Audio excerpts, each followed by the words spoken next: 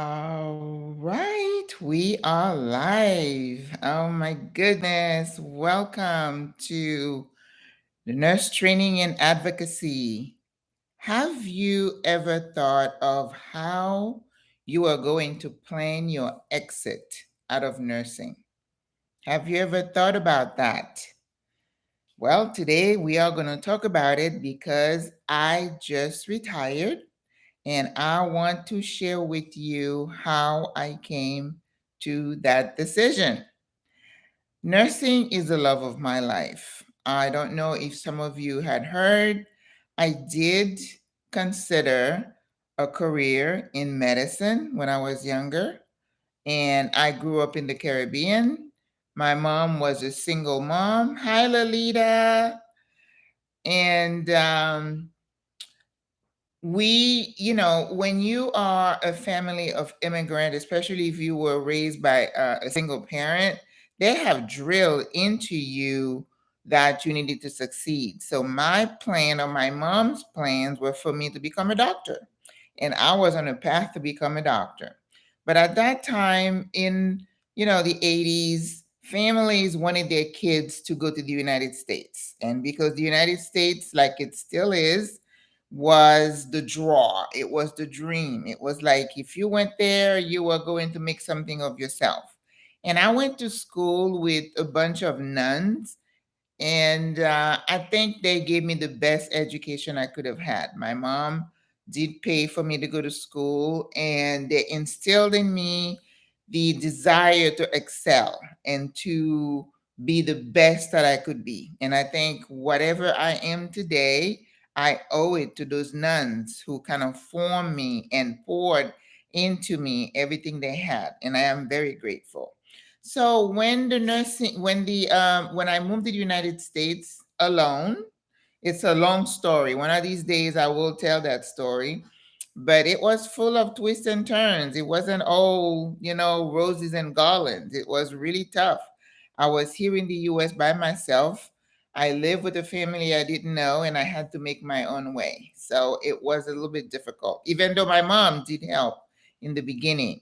But the schooling, figuring out where I was going to be, who I was going to be with, and how I was going to grow career wise, it was all on me. It was all my own decision. But the Lord had planted people in my life to help me out. So whatever I am today is a result of all that community and the village that surrounded me.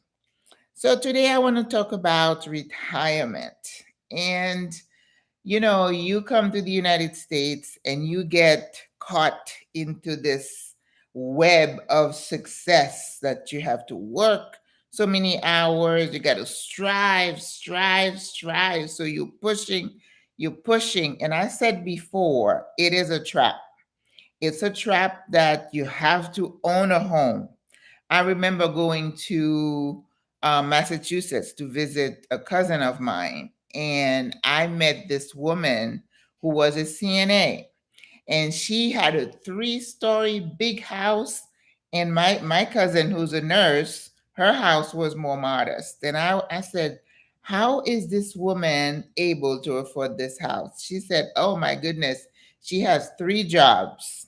Okay, so why would a human being put themselves through so much to have a house that you can't really afford? So the American dream is a web. It's a tanglement that we get caught in and we can't get out. Because if the people you hang out with, they're buying houses, they have new cars, they shop in certain places, you feel kind of caught up in this thing that you have to do the same thing. First of all, you buy a house, the house is not yours, as you know. You're paying for 30 years. By the time you finish paying that house, you've paid three times the value of that house. Now, do the math. How beneficial is this for you to, I own my own home? You don't own your home. You're making payments. Let's get it straight. Okay. Same thing with a house. I mean, with a car. The moment you buy the car, the value goes down and you get caught paying 6, 7 years. Now, with the price of gas today, I saw the gas prices and I was like, oh my God. And then, school, commercial debt, and all the stuff with kids and after hour activities. They have to play this and play that. Is the cost keep increasing, and before you know it, you're just working to make payments, right? You working to make payments, and you feel like you can't ever catch a break. You can't ever come out of that pit that you're in, and you barely breathing. This is not optimal living, guys. And it took me a long time to come to the realization that I was just told a lie. I was fed a lie, that coming into this and working, even myself as a nurse, you get an associate degree. That's not enough. You have to get a bachelor's degree. So you go sometime in debt, you get a bachelor's degree. Oh, that's not enough. You have to get a master's degree. So you keep, and then you stressing yourself. You're just adding so much. Then you have the kids, you have the hobby, you get divorced. And I mean, life gets so complicated. You know, this life that we're living in these United States, it should be a risk factor for disease and illness and stress and depression and everything that ails us. It's because of the way we live. How do we get out of the trap? How do we open our minds and realize that more is not necessarily better? People in Europe, they live in apartments their whole lives. If somebody lives in an apartment after a few years, we kind of look down on them, don't we? That, oh, they just don't have any goals. They don't know how to set goals. They don't work hard enough. They're lazy. We're quick to blame and put labels on people. Okay. So I think I just started to understand a few things. I'd say about 5, 6 years ago. It was like I woke up. I don't know. It just like scales fell off my eyes. And I was like, okay, what am I doing? I really shouldn't be doing this. And of course, I own a business and I loved having my agency. Don't get me wrong. But it was a lot of work. And I woke up to the fact that if I want to succeed in this business, if I want to do the things that I needed to do to succeed, which is cheating, I know some people who were sleeping around with doctors to get referrals, um, lying on, government contracts, all the stuff that you do to say you're successful. And I was like, I don't know if I want to pay that price.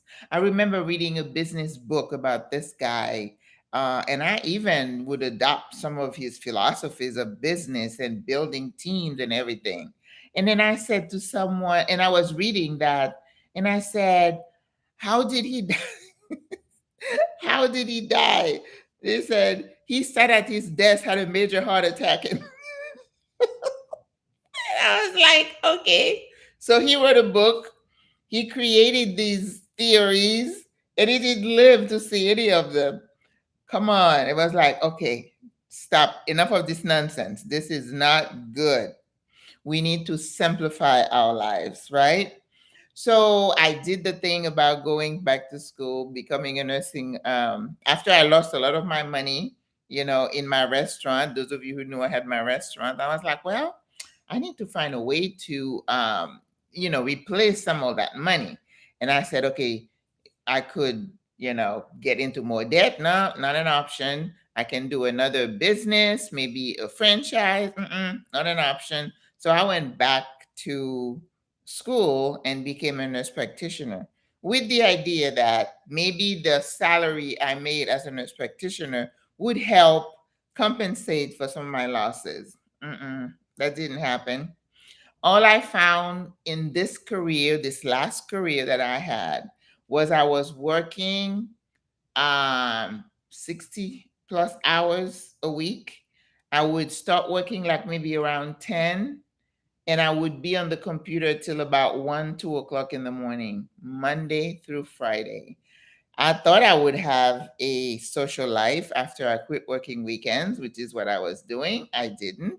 If I had an event I went to or some kind of obligation that took me away from home, and then I had to put those notes to the side, the next day I had like 50 to 60 notes to write. So sometimes on the computer till like 3 o'clock in the morning. It's like, Okay, so I started to think, is this what my life is going to be like? How long am I going to be able to keep up with this pace? And I decided in my head that I'm not going to be doing that. So I needed to switch my goals and my plans for retirement. So what I want to talk about today is, how do you plan your escape? How do you plan to retire? Well, what does retirement mean actually? It doesn't mean that you just quit doing everything. In my mind, that's not what it means. Retirement to me means I'm getting away from someone telling me what to do, when to come to work, when to take time off, especially like I just came back from Panama. I went on vacation. I'm working all these hours, right? I put in my request to go on vacation. I haven't had a vacation since last October when I went to Africa. And then she get to me, oh, it's denied because we have two other people off and I already paid for my ticket, made my reservation. I had my Airbnb. I'm like, no, this is my time. I'm going on vacation. So retirement means taking back control of your life. It doesn't mean you're not going to be working. I'm going to be working, but it's going to be on my own term, on my own time. To me, in my mind, that's what retirement is. And that's why people who are successful never use the word retirement. Retirement from what? You know, they manage their own businesses, they manage their own time, they have their own goals, they are their own bosses. I am an entrepreneur. I like to be my own boss. It was very, very hard for me to go back and work with someone for someone who's going to tell me, well, you know, this young lady with him, well, I'm your your boss kind of thing. It's very difficult for you if you own your own business to go work for somebody else.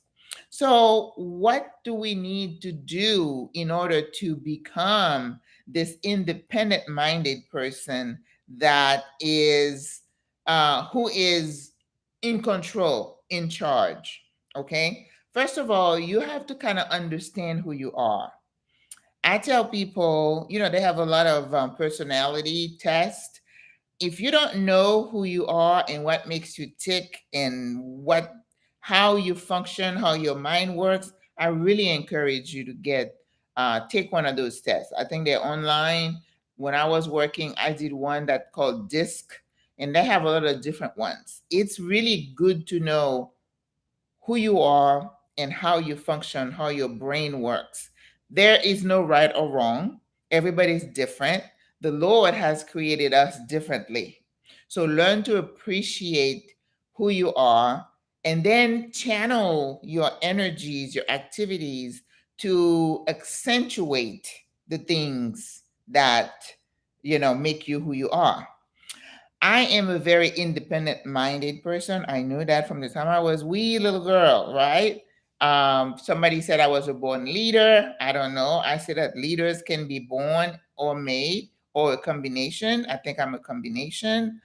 I am a quick thinker. I make decision rather quickly. I am a risk taker. I can take and tolerate risks. Some people cannot. If you like to have your little thing situated that you know you're going to get this much money coming in, and if you don't have that, you're going to be frazzled. Don't do anything that's going to increase your stress. So that's what I said. You need to know who you are, and I know who I am. I know I perform better when I can make my own decisions. Now, depending on the stage of life that you're in, your goals might change, right? I'm at a stage where I don't have young children at home. If I were a newly married woman with a family, maybe certain risks I wouldn't be able to take. You understand what I mean? So if you have a career and you have skills, and that's why I talk about positioning, then you can tolerate more risks, right?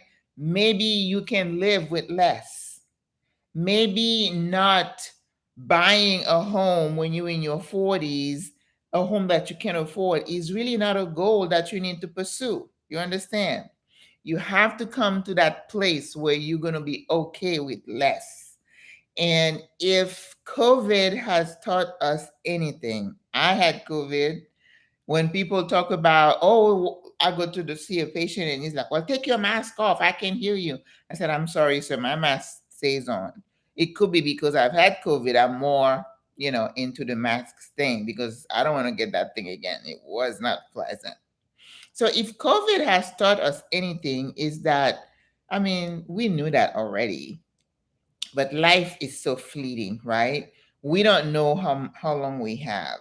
The things that we thought were that important are not important anymore. There's a war going on. This crazy guy could decide to push that nuclear button any minute. So why are you stressing yourself over house, cars, clothing, where you go eat, who you hang out with?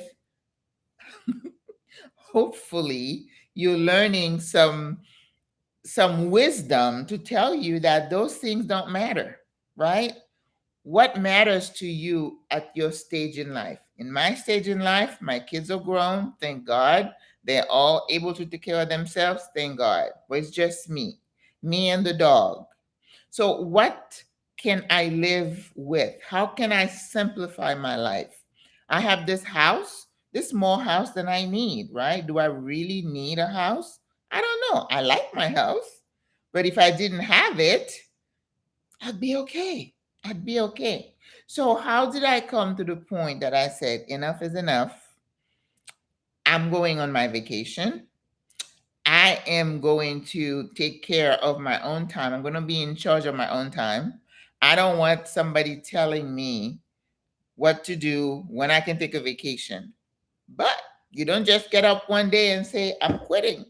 That's not what I'm saying. Okay. Just because I can take risks doesn't mean I don't plan. I am very much a planner. Okay. So it was like, retirement age, whatever that word means to the American culture, is for me, baby boomer, it's 67, 66 or 67 years and 8 months. And I'm like, I don't even know if I'm going to be using a cane to walk by that. That's really like far out. I'm going to be old.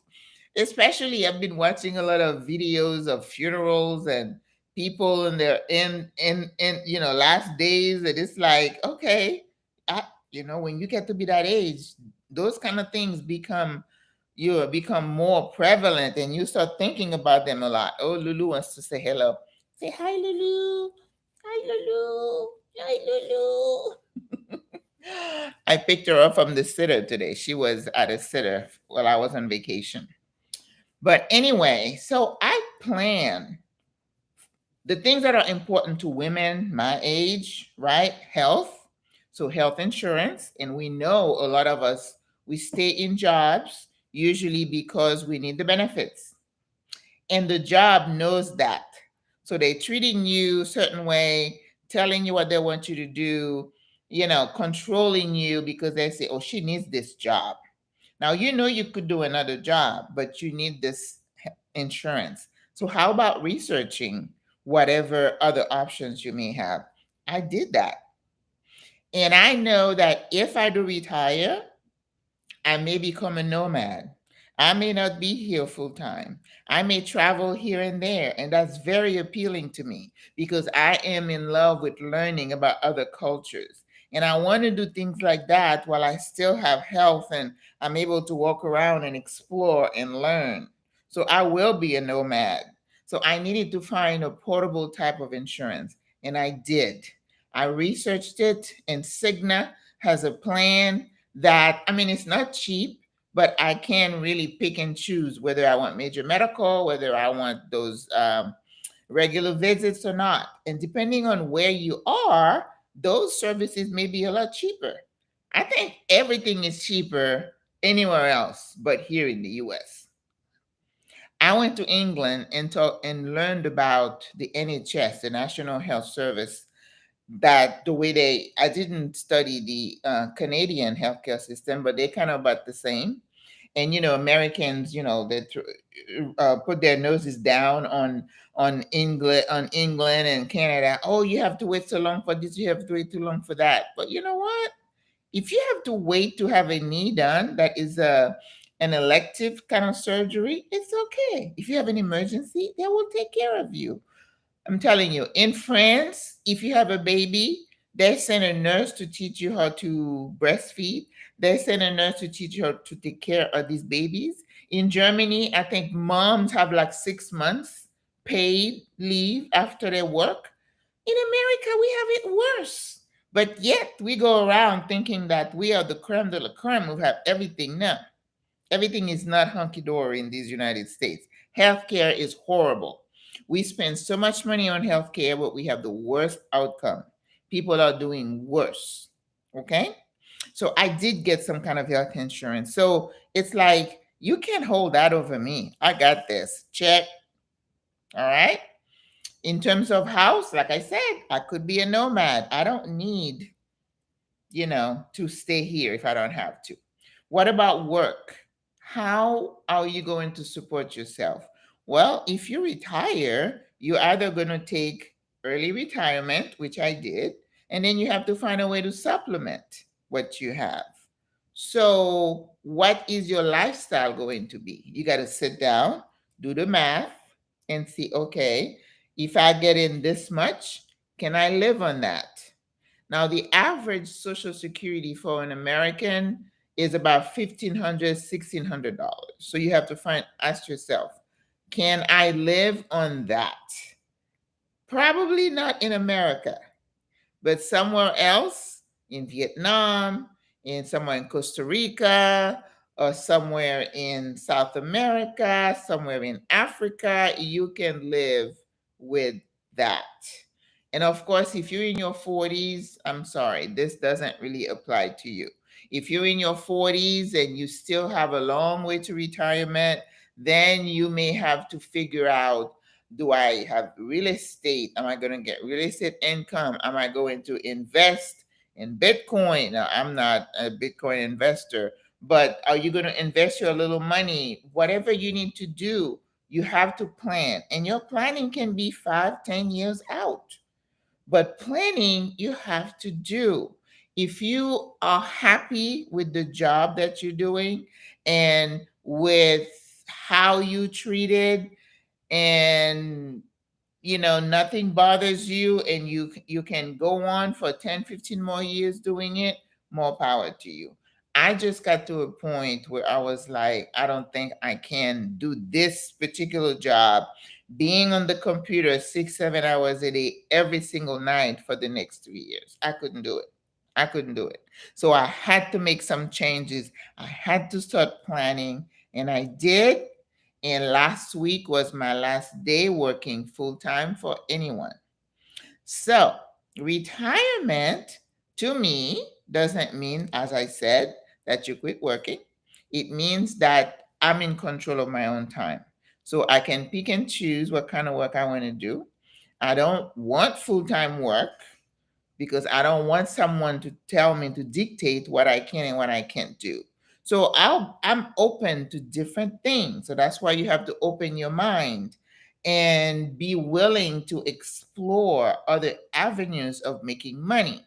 And that doesn't mean I want to be a millionaire at my age. Well, if I'm a millionaire now, what am I going to do with all that money? And then I remember seeing the bumper sticker, of this person saying, I am spending my grandchildren's or my children's inheritance. Okay. If you have money, spend it on you. Yeah, you can share some with your children, but don't kill yourself thinking, oh, I need to make $1 million to leave for those children who are not even going to appreciate that, or probably going to just spend it all. Don't do that. That's the time it's okay to be selfish. Okay. So I am planning on, doing a little bit here, a little bit there. So this is going to be my first week not having to be somewhere. And I did like a vision board trying to say what I need to do, what my goals are. And then I'm going to, uh, go down into the nitty gritty. So that say this week I do this, next week I do that, so I can stay on task. So if you are a nurse, I see the leaders watching. I don't know if anybody else is. Um, This channel is nurse training and advocacy. That doesn't mean anything I talk about on here only applies to nurses. We are women. There is a movement for women, especially women, minority women, women of color, to kind of put down all the restrictive demands that the world, that society had put on us. The demand to, this is a pet peeve of mine. If you're a woman of color, that we work full time, we are expected to take care of the house. We are expected, and we make those expectations for ourselves, to take care of the kids, all their activities. We coordinate everything. The man can kind of lend a hand, but that's not his responsibility. It's yours. Okay. And then if you don't do everything brilliantly, you don't do everything perfectly, then you're a failure. And you put so much pressure on yourself. I'll tell you, I was watching this young girl yesterday or the other day. Some of us have the seeds of a mental illness. I'm a psychiatric nurse practitioner, so I'm very in tune to psychology and psychiatry. And when I can read somebody's eyes, when I'm looking at someone, I can look in their eyes, and I was like, all is not well with this sister, with this person. So this girl was like saying, for the last year, COVID just kind of brought everything up. So if you had the seeds of depression, and then you went through COVID where you were kind of isolated and there was a lot of anxiety, you didn't know whether you were going to get COVID, maybe you lost some family members, everything kind of just comes to the fore and just explode into a full-blown manifestation of those things. So this little girl, she probably in her mid-20s, so now she's riddled with anxiety to the point where she could not function. She had to be hospitalized with depression. These women have these thoughts in their mind saying, I'd be better off dead, or my children. Those are the women that they get to that psychotic stage that can even kill their own children, right?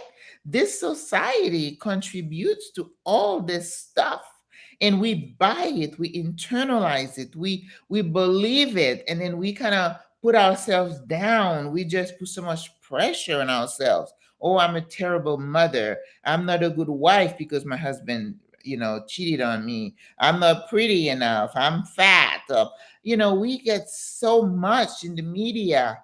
I'm telling you, sister, if you are not careful, you're going to sink. You're going to drown. You have to find a way, either within yourself, either with your faith, either with a therapist, to kind of peel off the layers and say, I don't need to be doing all this. The house doesn't have to be perfect all the time. If I have those children, well, you step in and you help. I wasn't the only one it took two of us to make those children. Therefore, you got to pull your weight. And then you have to start speaking out, speaking for yourself, and putting yourself first. Sometimes it's okay. Right now, I'm first in everything. I know it sounds real selfish, but it's true. I remember when I had the kids, I mean, it was all about the kids. I always said, once you have children, you don't matter anymore, the kids. But it shouldn't be that. Because if you're not your best, you can't take care of those children.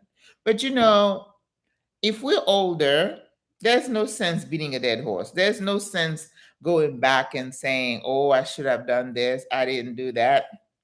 Doesn't matter. Just start today. Start today.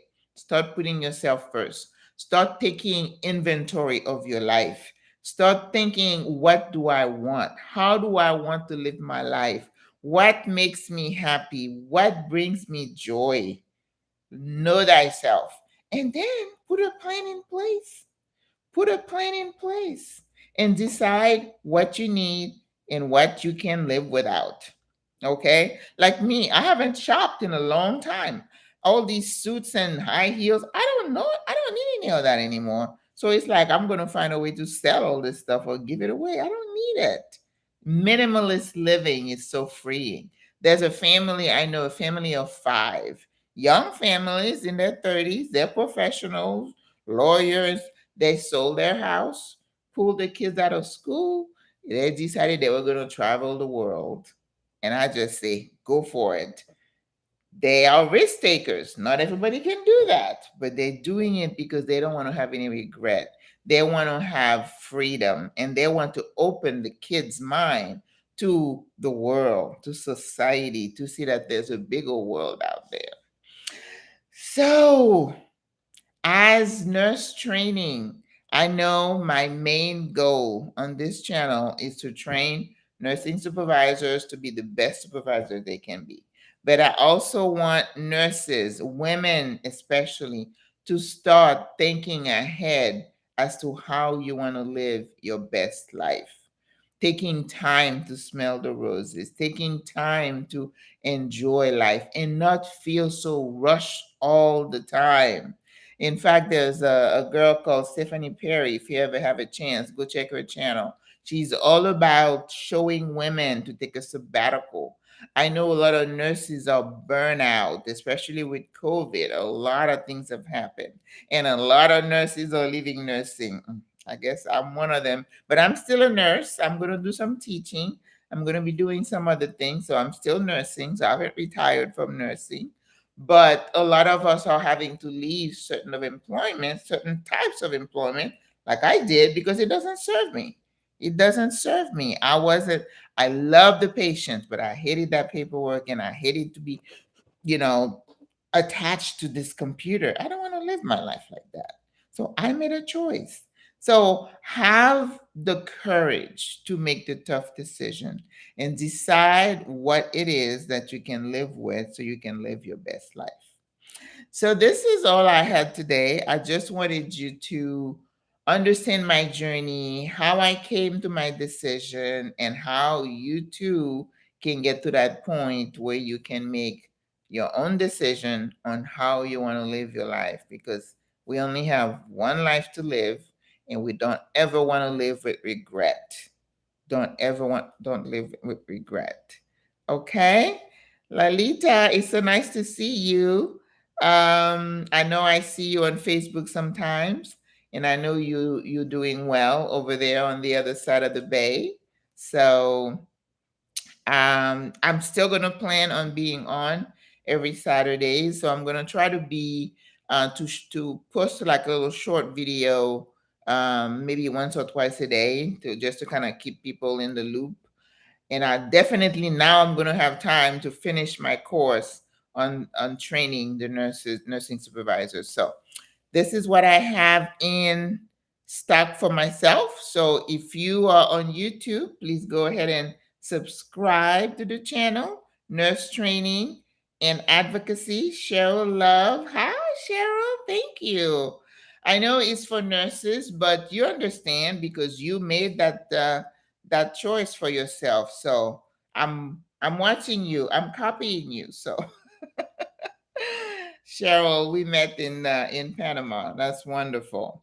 Anyway, I'm gonna stop right here. Please subscribe to the Nurse Training and Advocacy on YouTube. I need to grow this channel so that we can, if you like the video, then somebody else will be able to watch it.